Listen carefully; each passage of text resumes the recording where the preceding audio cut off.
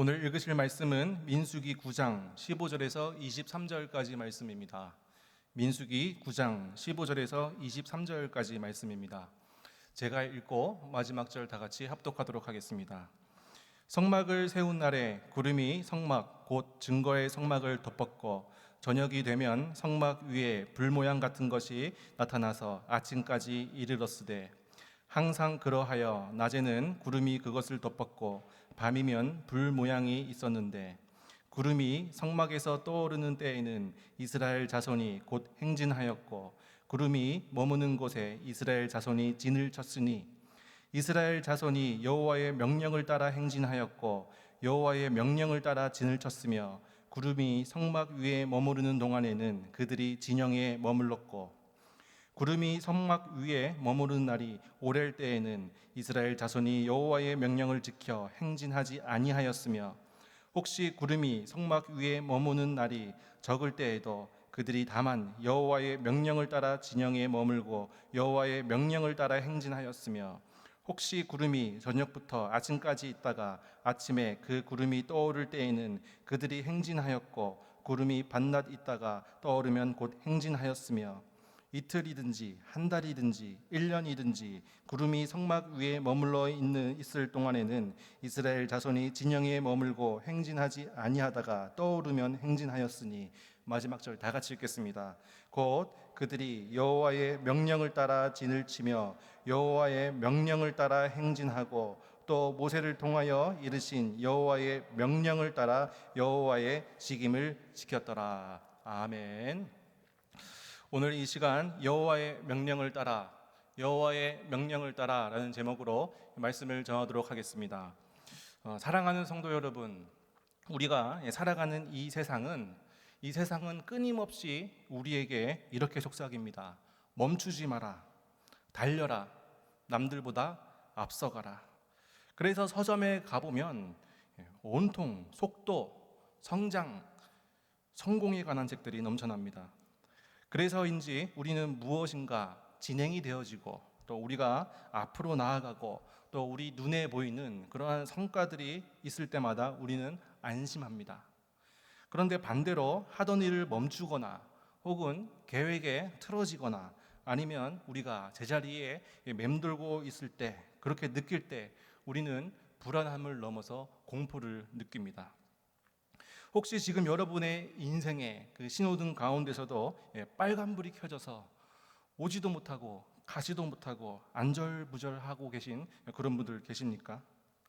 남들은 다 저만치 앞서가고 있는 것 같은데 나만 덩그러니 광야 한복판에 내버려져 있는 그런 느낌, 그 소외감과 두려움은 그것을 겪어보지 않은 사람들은 모르는 깊은 아픔입니다.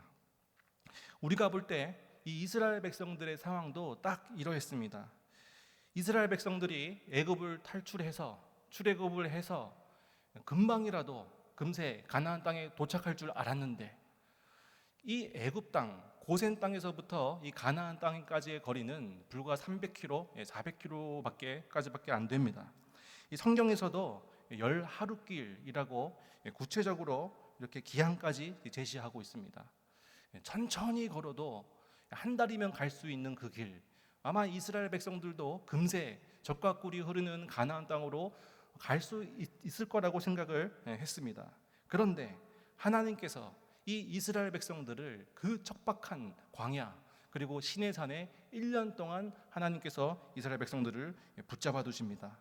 그리고 그들의 행진, 그들의 여행을 결정한 것은 바로 단 하나, 구름뿐이었습니다. 가고 싶다고 갈 수도 있는 것도 아니고 또 내가 쉴 수 있다고 쉴 수 있는 것도 아니하였습니다. 철저하게 하나님만, 구름만 바라보는 그 시간이었습니다. 오늘 하나님께서 이 말씀을 통해서 우리의 인생 가운데 빨간불, 인생의 멈춤 버튼이 눌려져 있어서 답답해하는 우리들에게 오늘 이 위로의 말씀을 하나님께서 주시고자 합니다. 지금 멈춰있는 그 시간이 하나님이 우리를 포기하고 있는 시간이 아니라 오히려 강력하게 안아주고 계시는 그 시간이라는 이 사실을 깨닫는 귀한 시간 되시기를 바랍니다. 오늘 본문은 이렇게 시작합니다. 15절입니다. 15절 제가 읽어보겠습니다. 성막을 세운 날에 구름이 성막 곧 증거의 성막을 덮었고 저녁이 되면 성막 위에 불 모양 같은 것이 나타나서 아침까지 이르렀으되. 이스라엘 백성들이 출애굽을 하고 이 광야를 지나가는데 이 구름의 모양을 보니까 성막을 덮었다 이렇게 표현되어 있습니다. 구름이 성막 곧 증거의 성막을 덮었고 그리고 저녁이 되면 불과 같은 모양의 같은 것으로 아침까지 이르렀다 이렇게 본문은 기록되어져 있습니다. 또 17절도 제가 한번 읽어보겠습니다. 구름이 성막에서 떠오르는 때에는 이스라엘 자손이 곧 행진하였고 구름이 머무르는 곳에 이스라엘 자손이 진을 쳤으니. 원래 이 구름이 멈춰져 있을 때는 이 성막 위를 이렇게 덮고 있는 모습으로 이렇게 내려앉아 있는데 어느 날 갑자기 하나님의 때에 그 내려앉아 있는 구름이 갑자기 솟아올라서 구름이 떠올라서 구름 기둥으로 만들어지는 겁니다. 그러면 어떤 신호입니까? 출발 신호인 겁니다. 그렇게 구름을 따라 정처 없이 여행을 하다가 또 구름이 멈춰졌을 때 그리고 그 구름이 이 성막에 또 그 지성소 안에 법궤 위에 구름이 멈춰지고 그 구름 기둥이 멈춰지고 그 구름 기둥이 자욱히 내려앉았을 때 이스라엘 백성들은 진을 치고 멈추었다라는 것입니다. 그래서 이틀이든지 한 달이든지 1년이 되든지 그 구름이 움직이지 않고 있으면 이스라엘 백성들은 멈추고 또 200만 명이나 되는 그 백성들이 보아야 되기 때문에 그 높은 구름 기둥이 딱 떠올랐을 때 야 이제 가는 시간이구나. 이스라엘 백성들은 짐을 챙기고 앞으로 나아갔다라는 것입니다. 이 구름의 형태를 보면서 저는 이 아버지의 사랑, 이 부성애와 또 어머니의 사랑, 이 모성애 이 두 가지를 동시에 느낄 수 있었습니다. 이 구름 기둥은 이 아버지의 사랑, 부성애를 나타내는 것 같고 또 이 성막 위에 자욱히 내려앉은 이 구름은 또 어머니의 사랑, 이 모성애를 나타내는 것 같습니다. 보통 우리 가족이 가족 여행을 하면 역할이 아버지의 역할, 아빠의 역할과 엄마의 역할이 이제 분명하죠. 아빠, 저의 역할은 뭐냐면 운전수입니다. 운전수. 운전을 잘 해야 됩니다. 온 가족이 타고 있는 차기 때문에 평소에 혼자서 운전할 때보다 더욱더 조심합니다. 앞에 차와의 간격도 붙지 않고 딱 떨어뜨리고 그리고 속도도 잘 이렇게 빠르게 과속하지 않고 왜냐하면 안전하게 운전을 해야 되기 때문에 그리고 식당에 갔다가 또 밥을 먹고 또 어디 놀러 갔다가 또 그 놀러 가는 것이 끝나면 또 절로 갔다가 또 안전하게 운전하는 것이 이 아버지의 역할이죠. 또 반면에 엄마의 역할은 어떻습니까? 엄마의 역할은 먼저 이제 간식을 챙깁니다. 운전 중에 행여나 제가 운전 중에 꾸벅꾸벅 졸까봐 계속해서 먹을 것을 또 넣어주고 또 아이들이 배고플까봐 간식도 계속해서 주고 또 짐도 챙깁니다. 여러 가지 속옷부터 시작해서 또 세면도구 또 여러 가지 짐도 다 깔끔하게 또 챙기고 그리고 또 이 여행 도중에 행여나 아이들이 추울까봐 행여나 아이들이 더울까봐 옷도 입혔다가 벗겼다가 그리고 행여나 아이들이 멀미하지 않는지 체크도 하고 또 아이들이 아프면 여행 중에서라도 언제든지 약국도 가고 병원도 가고 아이들을 케어하고 챙기는 역할이 또 아내의 역할, 또 엄마의 역할입니다. 그런데 또 아이들을 가만히 보니까 이 아이들은 그 여행하는 순간에 단 한 번도 어디를 가지 걱정을 하지 않습니다. 그 여행하는 도중 가운데 단 한 번도 우리가 뭘 먹지 걱정하지 않습니다. 아이들은 여행하는 동안 내가 어디서 자야 되지 걱정하지 않고 아이들은 여행하는 동안 차에 기름이 얼마 남았지 우리 여행 경비가 얼마 남았지 걱정하지 않는다라는 것입니다. 아이들은 뭐만 합니까? 그냥 가는 곳에 도착하는 곳에 내려서 신나게 노는 것뿐입니다. 이 구름을 묵상하다가 이 구름이 하나님께서 아버지의 역할과 어머니의 역할을 다 해주시는 것이구나라는 것을 알게 됩니다. 마땅히 이스라엘 백성들이 가야 할 그 길을 멈춰야 할 때와 이 갈 때를 방향과 속도를 다 주관해 주시는 하나님, 마치 아버지의 사랑과 같은 모습입니다. 그리고 가다가 행여나 이스라엘 백성들이 배가 고프지 않을까 힘들지 않을까 만나와 메추라기로 먹여주시는 또 어머니와 같은 그런 사랑.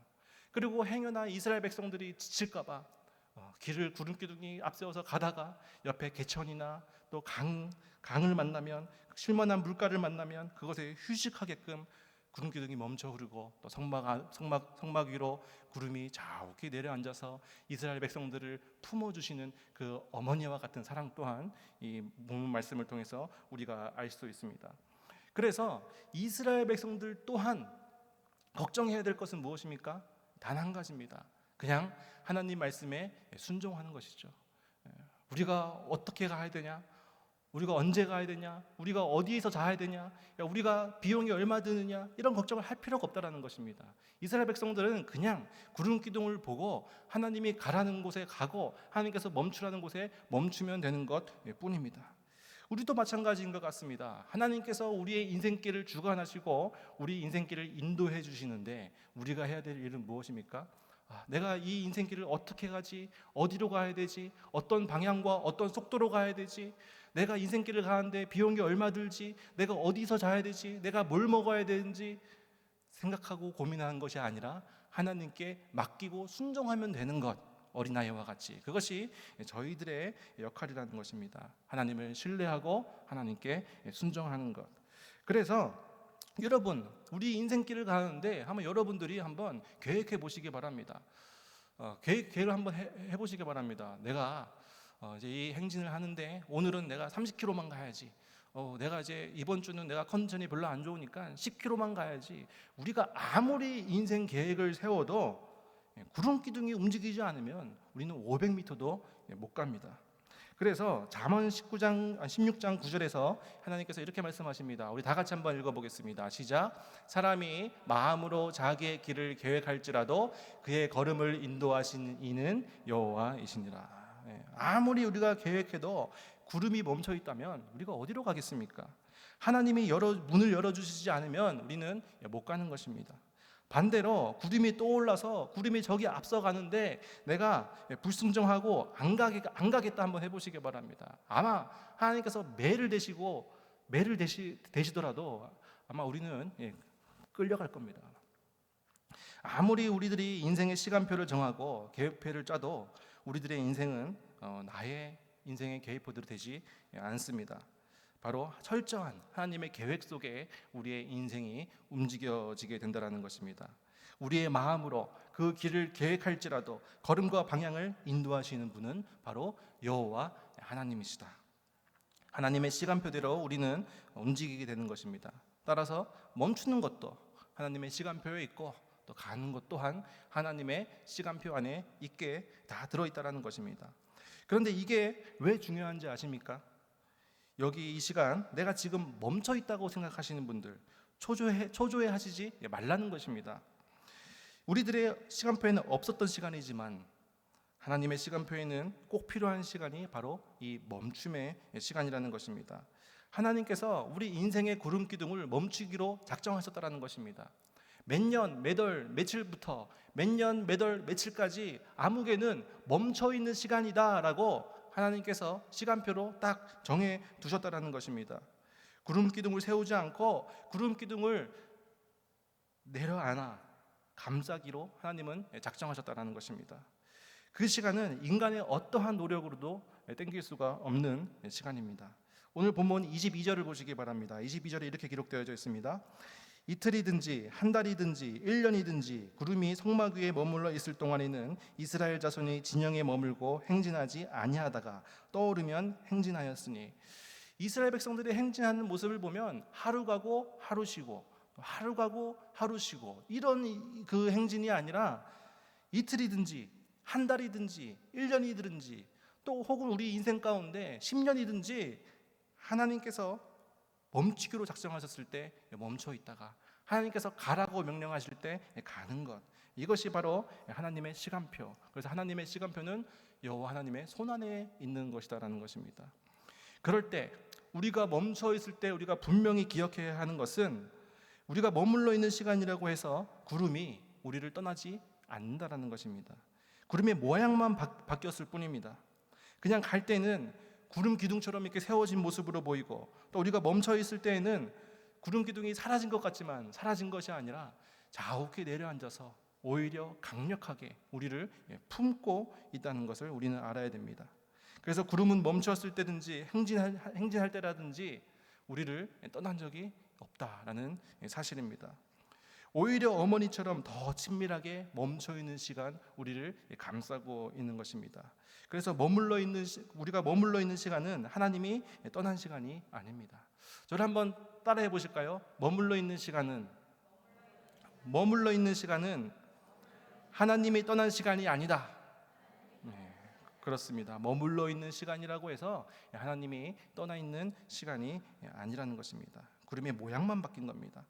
우리의 인생길을 가다가 하나님께서 우리의 인생길 가운데 이 구름을 기둥으로 세우시고 천성을 향해 나아가도록 인도해 주시다가도 또 우리가 번아웃이 됐을 때 어머니와 같은 마음으로 잠시 멈추게 하시고 그 높은 구름 기둥을 자욱히 내리셔서 우리를 품으시고 회복시켜 주시고, 또 하나님께서 구름 기둥을 높이 세우셔서 우리를 앞으로 나아가게 하시다가 하나님께서 우리의 인생 가운데 특별한 계획을 마련하시고 그 계획을 이루시기 위해서 잠시 구름 기둥을 멈추게 하시고 그 구름 기둥을 성막 위에 자욱히 내리게 하시고 우리를 준비시키는 시간, 하나님을 더욱 깊이 체험하는 시간, 정비하는 시간, 쉬는 시간으로 하나님께서 우리의 인생길을 인도하신다라는 것입니다.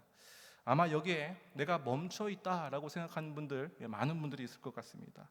내가 공부를 하면서 정말 푸른 꿈을 꾸면서 공부를 했는데, 공부를 다 마쳤는데 이젠 달려갈 길만 남았는데 하나님께서 구름 기둥을 세우지 않으셔서 멈춰 있는 그러한 청년들, 부모님께 죄송하고 친구들 보기도 좀 그렇고 정말 그 하루하루 취업의 고통의 시간을 보내고 있는 청년들이 있습니다.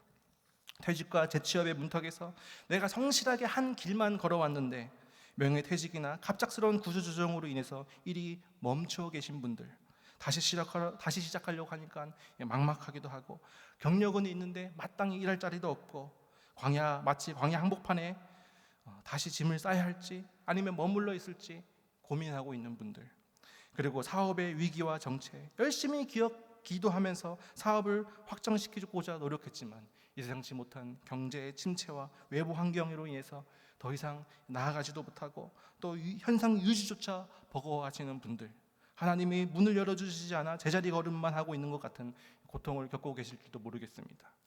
자녀의 문제로 인한 멈춘 분들, 나는 신앙생활 잘하고 있는데 이 성장한 자녀들이 진로나 결혼 문제, 신앙의 문제, 관계의 문제가 뜻대로 풀리지 않아서 마음이 무겁고, 또 그러한 문제들 때문에 또 자녀와의 관계에 어려움을 겪고 하나님이 언제 도대체 우리 자녀들에게 구름 기둥을 세워주실까 기도하시는 분들, 그리고 또 건강의 문제와 병상에서의 멈춤, 가장 왕성하게 행진하고 앞으로 나아가야 할 그때에 예상치 못한 건강 문제나 질병으로 인해서 또 병상 가운데 누워 계신 분들 있습니다.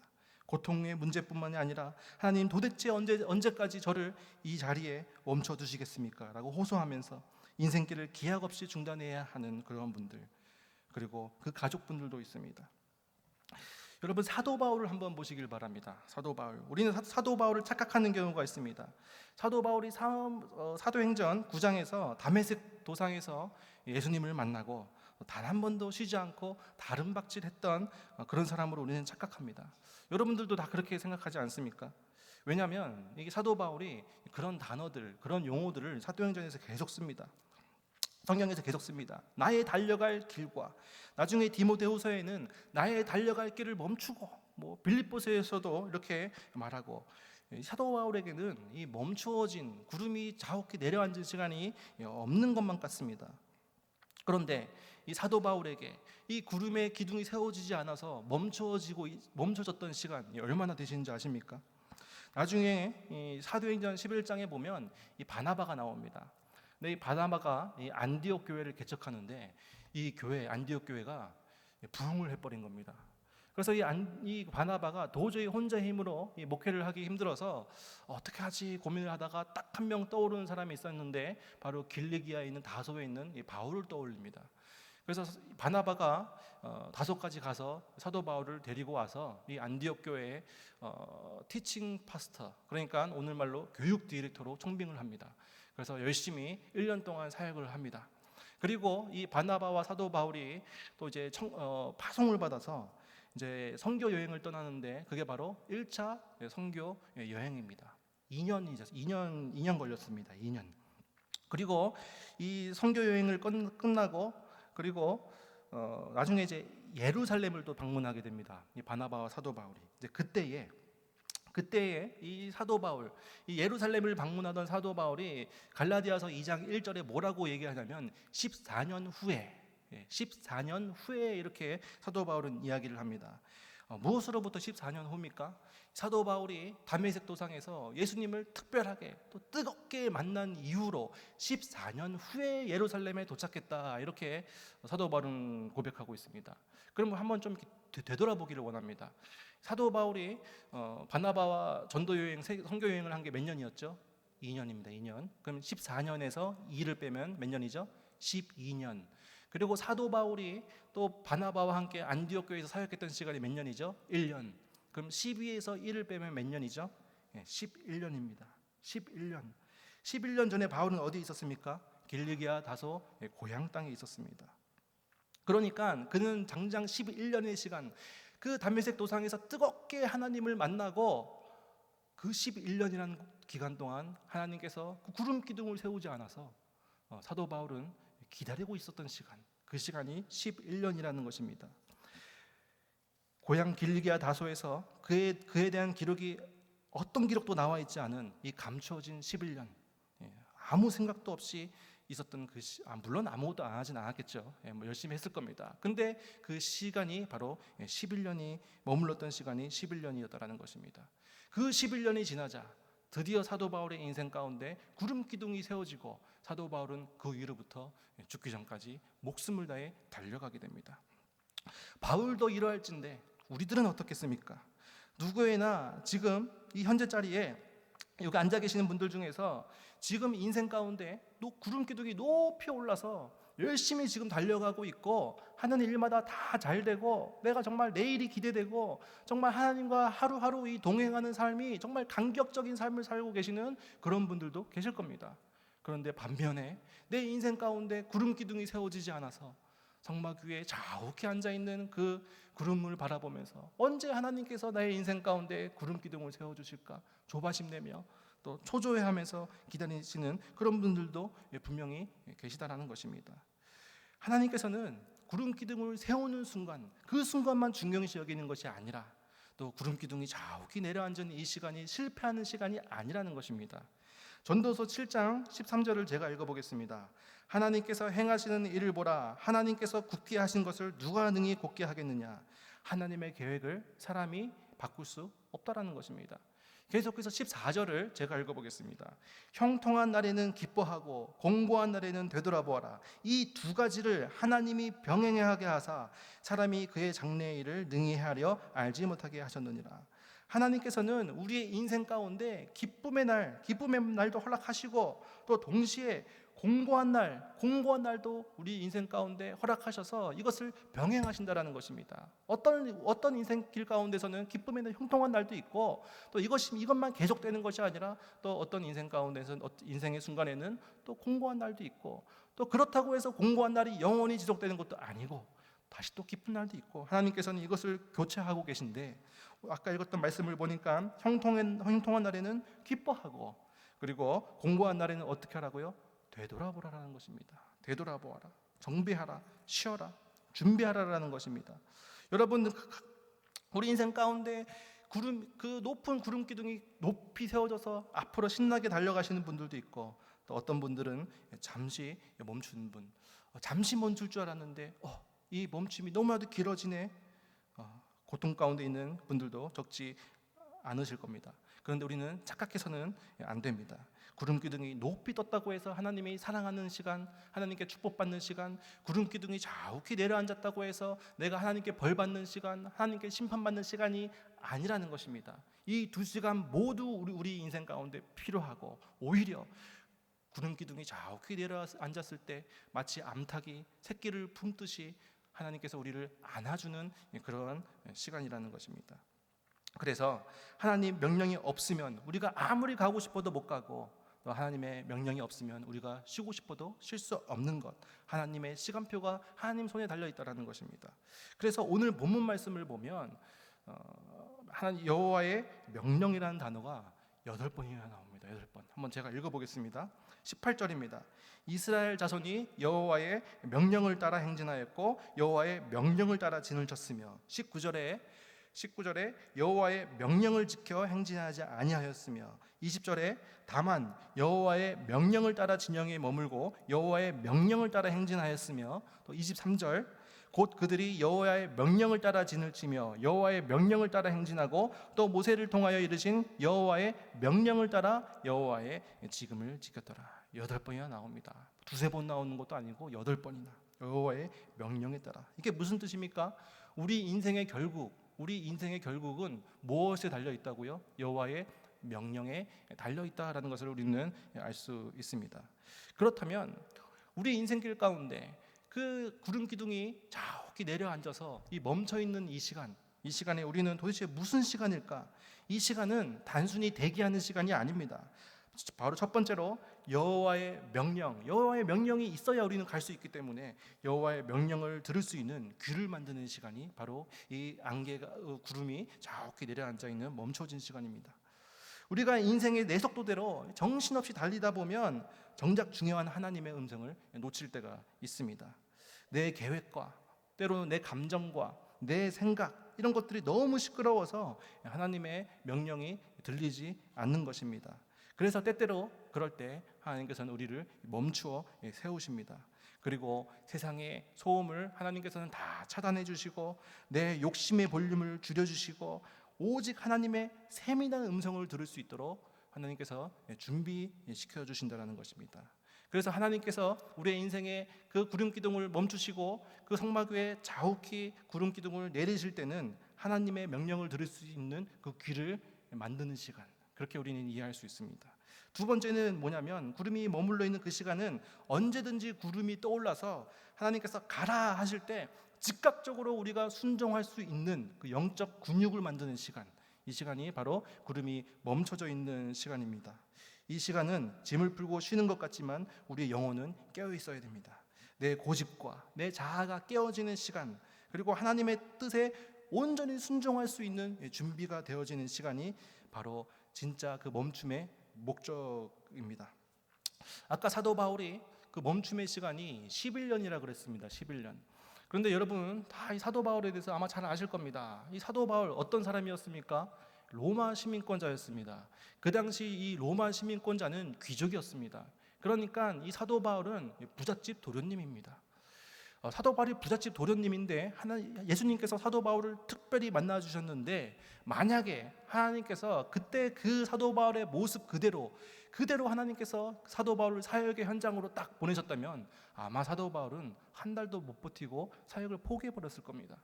그런데 하나님께서는 그 사도 바울의 모습을 아시고 몇 년 동안이요? 11년 동안 구름 기둥을 내리시고 멈춤의 시간을 사도 바울에게 허락했다라는 것입니다. 11년 동안. 앞으로 우리는 다 알고 있습니다. 우리는 성경을 다 읽었기 때문에 앞으로 사도 바울의 사역 가운데 어떤 현장이 펼쳐질지 우리는 다 알고 있습니다. 그런데 사도 바울은 상상도 못했습니다. 아마도 사도 바울은 하나님이 예수님이 나를 남들보다 특별하게 만나 주셨기 때문에 아마 하나님이 나를 특별하게 화려하게 크게 멋지게 내 인생을 앞으로 사용하게끔 해주실 거야 라고 착각했을 수도 있습니다. 누구보다도 편하게 나는 멋지게 사역할 거야, 앞날이 기대돼, 이렇게 착각했을 수도 있습니다.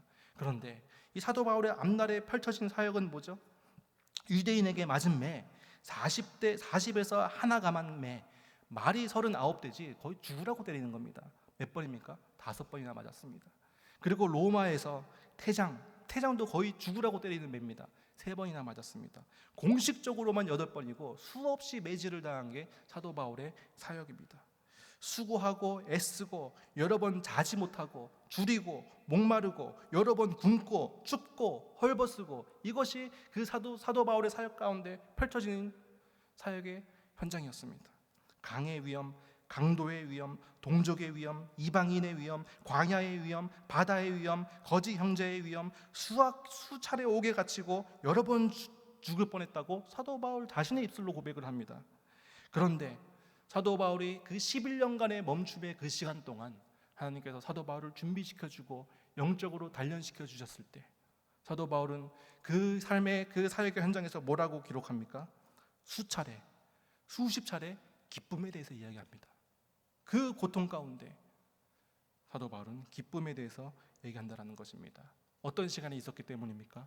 그 11년의 멈춤의 시간을 사도 바울이 보냈기 때문에 하나님께서 준비되셨을 때 구름 기둥을 세우고 사도 바울을 그 사역의 현장에 보내고 그 온갖 고난이 있었지만 하나님의 기쁨을 위해서 끝까지 달려갔던 사도 바울의 모습을 우리는 볼 수 있습니다. 우리는 기억해야 됩니다.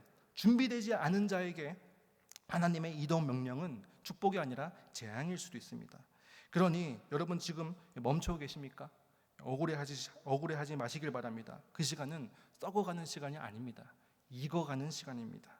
하나님께서 쓰시기에 가장 좋은 형태로 하나님의 명령에 가장 민감하게 반응할 수 있도록 거룩한 백성으로 익어가게 하시는 시간이 바로 이 멈춤의 시간이라는 것입니다. 이 침묵의 시간 동안 하나님의 음성을 듣고 또 하나님의 명령에 순종하는 저희들 되기를 원합니다.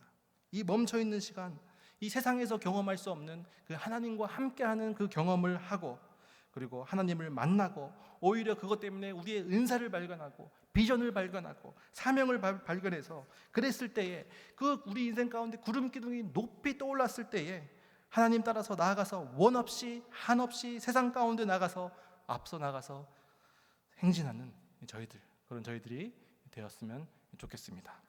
기도하겠습니다.